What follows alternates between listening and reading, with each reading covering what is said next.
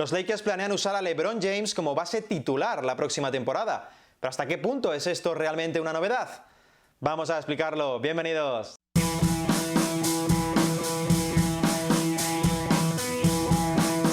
Muy buenas, bienvenidos a un nuevo vídeo en el canal. En esta ocasión vamos a aprovechar la salida de una noticia en los últimos días, en concreto la que ahondaba en que LeBron James será el base titular de los Lakers la próxima temporada, para hablar sobre posiciones en el baloncesto, en concreto sobre su vigencia y sobre su evolución durante el paso de los años. Ya sabéis que vivimos en la era de la versatilidad en baloncesto, muchos jugadores son capaces de hacer diferentes cosas, y vamos a reflexionar sobre si realmente el concepto clásico de posición, la que defendía que existe un base, un escolta, un alero, un ala pivot y un pivot, sigue vigente, si es necesario esos 5 elementos para formar un equipo, se pueden alcanzar de otros modos. Nos vamos a servir, ya digo, del ejemplo de LeBron James, porque quizás se está vendiendo como novedad, que va a ser el base titular de los Lakers la próxima temporada, algo que no es tanta novedad. Vamos a explicarlo. Mirad esta imagen, porque ahí aparecen varios datos significativos. En primer lugar, os explico qué es el porcentaje de asistencias, por si tenéis algún tipo de duda. Es el porcentaje de canastas de un equipo que un determinado jugador asiste mientras él está en pista.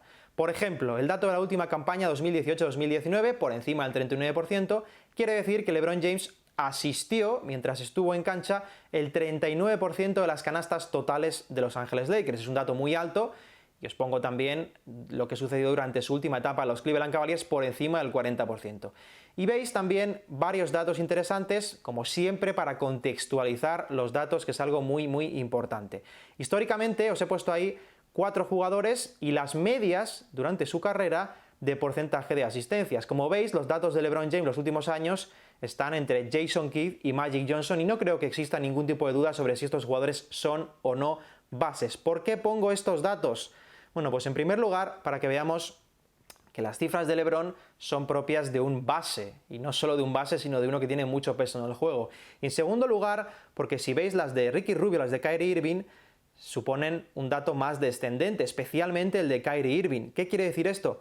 Bueno, pues que la función realmente de LeBron James como generador, como base, ligado a la distribución del balón, la organización del ataque, los conceptos clásicos asociados a la figura de base, no ha cambiado. Durante los últimos años ya se ha puesto de evidencia que LeBron pues actúa de esa forma, es el que dirige las operaciones del ataque. De hecho, el año pasado en los Lakers había 2 bases también claros que tenían minutos, Rajon Rondo, Lonzo Ball, no creo que exista tampoco ninguna duda sobre si son o no bases, y LeBron James, cuando estaba en pista, tomaba más decisiones con el balón que ellos desde el pase. No solo daba más asistencias, su porcentaje de asistencias era superior, sino que daba más pases, estaba más involucrado. Es decir, a todos los efectos LeBron James era el base de los Lakers, incluso cuando coincidía con otros bases. Y de hecho voy un poco más allá. Durante sus 16 temporadas en la liga, LeBron James ha liderado a su equipo en porcentaje de asistencias 15 temporadas. Las 15 últimas temporadas, de hecho su año rookie es el único que no lidera esa estadística, la lideró Jeff McInnis en aquellos Cavs en 2004. ¿Qué quiero decir con esto? Que el rol de LeBron James no ha cambiado. No es que vaya a ser el base titular de los Lakers, es que ya lo ha sido esta temporada, como lo era de los Cavs anteriormente y como lo fue de Miami en su momento. ¿Por qué? Porque su porcentaje de asistencia, su impacto creativo, es más propio de un generador, de lo que tradicionalmente conocemos como un base. ¿Qué ha cambiado entonces? Mirad, las únicas opciones posibles para cambio es tener compañeros más altos en el quinteto o tener compañeros con menor capacidad creativa que acentúen el rol de LeBron James. Es decir, si juega con Rajon Rondo al lado, pues Rajon Rondo también va a asumir cierta capacidad creativa. Si no juega con otro director al lado, pues habrá más énfasis todavía en que LeBron James sea el base del equipo. Sin embargo, como veis, estas circunstancias no cambian directamente el rol de LeBron James. ¿Por qué? Pues porque no cambia el rol de LeBron James en realidad. Nada de esto, nada de la solución que puedan tomar los Lakers en cuanto a quintetos va a alterar el rol de LeBron James. Si acaso lo va a matizar, acentuándolo hacia arriba o reduciéndolo hacia abajo, pero el peso creativo de LeBron James no tiene ninguna alteración. ¿Por qué? Porque él siempre ha sido un base, siempre ha ejercido como base, y es que vamos a ver que realmente existen varias preguntas a la hora de hacernos de por qué podemos hablar de un base o qué es un base en realidad. Mirad esta imagen, porque la posición de base se ha asociado tradicionalmente a figuras creativas, como digo, organizativas, de distribución. Un base tiene que ser, por ponerlo en un ejemplo muy gráfico, John Stockton. John Stockton es un base y todo lo demás no. Pues no es exactamente así. En el baloncesto actual existen diferentes tipologías dominantes. Fijaos en esas 4. Un base puede ser un anotador. Kyrie Irving es un base, es un jugador que puede ejercer como base, sin embargo tiene lógicamente otras preferencias, es un base mucho más centrado en la anotación. Base director, también considerado generador primario, pues aquí sí entra mejor la categoría de John Stockton, la categoría de Magic Johnson, jugadores creativos que su principal misión es generar opciones para el resto. He puesto el ejemplo de Kyle Lowry en la época actual. Jugadores stopper o especialistas 3&D, es decir, que son especialistas defensivos que pueden anotar de 3 en el otro lado de la pista. Nos viene a la mente, por supuesto, Patrick Beverley, pero estos jugadores también son bases. ¿Qué quiere decir? ¿Que por el hecho de que no sean o no tengan grandes cifras en asistencias no son bases? Pues no es exactamente así, no quiere decir esto. Y en último lugar, el híbrido, que es una mezcla de todos los elementos. He puesto a Jrue Holiday, que me parece un buen ejemplo de este tipo de categoría, para revelar jugadores que según la necesidad de su equipo van cambiando su función en pista. Jrue Holiday pues es un gran defensor, puede ejercer como stopper, pero también es un gran anotador, es un jugador que también distribuye bien, es decir, un jugador mucho más completo. ¿Qué queremos decir con esto? Bueno, pues que el concepto estático de posición, lo que tradicionalmente entendíamos como base, es algo del pasado, es algo que no existe, no se puede aplicar en el baloncesto actual porque existen diferentes tipologías de base. ¿Es menos base Patrick Beverley que Jrue Holiday o que Kyle Lowry o que Kyrie Irving? Son todos bases, pero lo que realmente marca la diferencia son sus funciones, qué le dan al equipo, para qué los necesita su equipo. Es eso el concepto clave, por eso quizás podemos hablar de un anotador o de un generador primario a la hora de analizar qué tipo de función tiene un jugador y no en concreto un base. ¿Por qué? Porque bases hay muchos tipos de bases y eso nos lleva a pensar que LeBron James y otras posiciones también efectivamente asumen el rol de base. ¿Por qué? Mirad, hay jugadores que tienen mucho más tamaño que ejercen como directores de juego, como generadores. Pensad en Ben Simmons, pensad en LeBron James o pensad en Nikola Jokic. Que un jugador sea pequeño, mida 1,90, no significa necesariamente que deba cumplir con el rol clásico de base, con que sea un organizador, un director.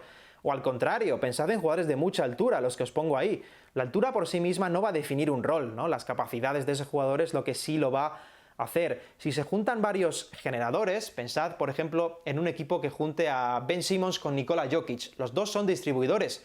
Pues lógicamente los dos van a ser generadores, pero si coexisten, pues lo van a ser en menor medida que si lo hicieran solos. Nikola Jokic es el base de los Denver Nuggets, aunque mida 2,8, aunque mida lo que Ben Simmons.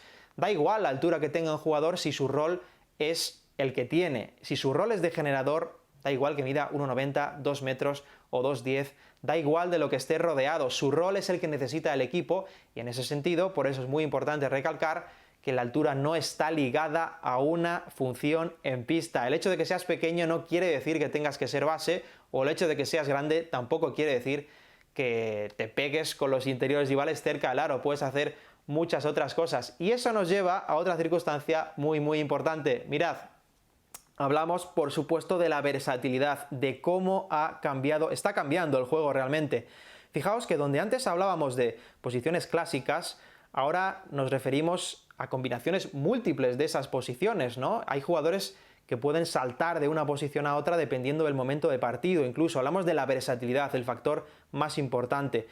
Y esto también es decisivo para entender los cambios. Las posiciones clásicas han sido sustituidas por funciones en el equipo y al mismo tiempo las funciones van cambiando. Un jugador puede ser pues mucho más director en algunos casos o puede ser mucho más ejecutor en otros, dependiendo de con quién coexista, ¿no? Si tienes dos grandes anotadores, pues es probable que uno sea menos anotador en algunos tramos de partido y más anotador cuando su compañero descanse. Esto es natural, las funciones van cambiando y nos llevan al mismo tiempo a otra cuestión, que es la versatilidad defensiva. Es que ya no es necesario que el hombre que tú defiendes sea el hombre que te defiende en el otro lado de la pista. Hay jugadores, por ejemplo, Giannis Antetokounmpo es otro ejemplo de generador, jugador que ejerce como base en su equipo, en Milwaukee Bucks, el que genera los desequilibrios, especialmente desde el pase. Este jugador, Giannis Antetokounmpo, puede defender todas las posiciones en defensa. ¿De qué juega Giannis Antetokounmpo? Preguntáoslo, pues puede jugar de muchas cosas, dependiendo de lo que exija su equipo, de lo que exija su rival, va a jugar de una cosa diferente u otra. Y es ahí precisamente donde queremos llegar, a la capacidad de los jugadores de hacer muchas cosas y a no ligar a la altura o a una determinada posición todo un espectro de jugador, porque afortunadamente el baloncesto evoluciona, nos da diferentes perfiles en muchos sentidos y es esto verdaderamente lo más importante. El baloncesto ha sustituido las posiciones clásicas por funciones en pista y LeBron James lleva siendo el base de los Lakers durante la anterior temporada y lleva siendo base durante toda su carrera en la NBA. Y una vez abordado el tema de las posiciones, de la versatilidad, de cómo ha ido evolucionando esto con el paso de los años, hacia llegar a un escenario en el que el concepto clásico de posición va desapareciendo progresivamente, va siendo sustituido por otra serie de conceptos o de funciones, voy a anunciar el ganador del sorteo de Colia, ya sabéis, la novela de Leandro Pérez para la editorial Planeta, que cuenta la historia de un chico de 14 años que sueña con llegar a la NBA. A mí me gustó mucho, la verdad, y por eso la sorteo en el canal. Habéis sido muchos los participantes, muchos los que habéis entrado en este sorteo. Os dejo de hecho por aquí abajo en la descripción la URL con el listado completo y el ganador, por supuesto, que ya os anuncio que es Aitor. Aitor Alcántara ha sido el ganador del sorteo. Te vas a llevar el ejemplar de Colia. Me pondré en contacto contigo, por supuesto, para que se te haga llegar lo antes posible y disfrutes de esta lectura de verano. Ya sabéis que podéis seguirme en Twitter, en Instagram, por supuesto os podéis suscribir al canal de YouTube, donde ya somos más de 10.000. Y os quería dar las gracias. Para finalizar esta temporada, ya os quiero dar las gracias, de verdad, muchísimas gracias a todos por vuestro apoyo, por vuestro seguimiento, por subiros a este barco, que al final lo que intenta es no solo contar qué sucede en la mejor liga del mundo, sino tratar de ir un poquito más allá y explicar por qué suceden las cosas. Porque ya sabéis, como siempre os digo, que la NBA es muy interesante de seguir, pero si la tratamos de entender, eso convierte la liga en algo mucho más interesante todavía. Os confieso que para mí ha sido un año fantástico, un año de mucho aprendizaje, de crecimiento. Más de 10.000 es algo que me agrada muchísimo, sobre todo por el tipo de gente, el tipo de comunidad que tengo aquí conmigo. Me habéis demostrado, me demostráis siempre en cada vídeo vuestro apoyo, que os gustan este tipo de contenidos, que los consumís, que queréis más. Y por supuesto la siguiente temporada, la segunda en el canal, vamos a hacer más y espero que lo hagamos un poquito mejor todavía. Así que muchísimas gracias a todos. Va a ser un año el segundo con algunas novedades importantes. Ya tengo algunas muy claras que me muerdo la lengua por no contároslas, pero en cualquier caso vamos a tratar de crecer mucho más, pero siempre manteniendo la identidad de este canal, la identidad de los porqués y un tratamiento un poquito más analítico, que es algo que considero muy importante. Crecer, pero crecerlo a nuestro modo. Sin más, muchísimas gracias a todos. Como digo, os deseo un felicísimo verano, un abrazo a todos y nos vemos a la vuelta para hablar de mucho más baloncesto. Hasta la próxima.